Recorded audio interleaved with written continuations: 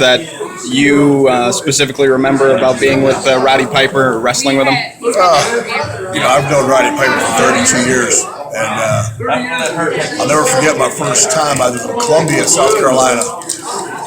I was a nobody, and it was a battle royal, and I was wrestling, and Roddy Piper actually threw me over the top rope in my very first battle royal. And that night, we were sitting there, he goes, "How you doing, kid?"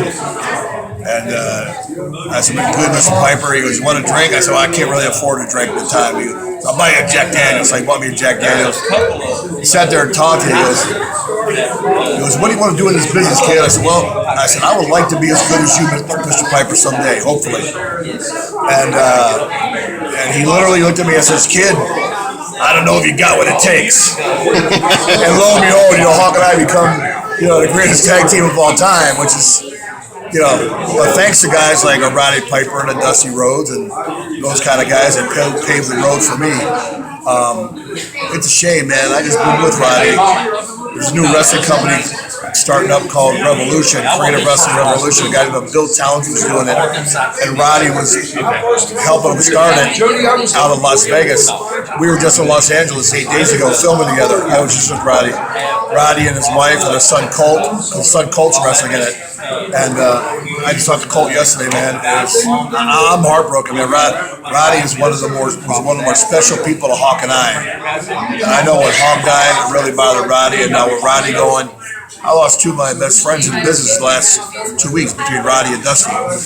So Roddy Piper's a great man. This wrestling business has lost one of the greats. Considered to go against the rules or against the grain or stick up for the wrestlers. Did Roddy kind of set the precedent for that by going against the grain before you came along? Yeah, Roddy was well known in the wrestling business to want to start a union, to get the wrestlers unionized. And that's the thing about this new company that's starting up. It is the guys who get health, medical, dental, vision, property, pension plan, and life insurance, which is unheard of in the wrestling business. And the guys will be paid employees. This is a new foundation for the wrestling business we're ready to start up.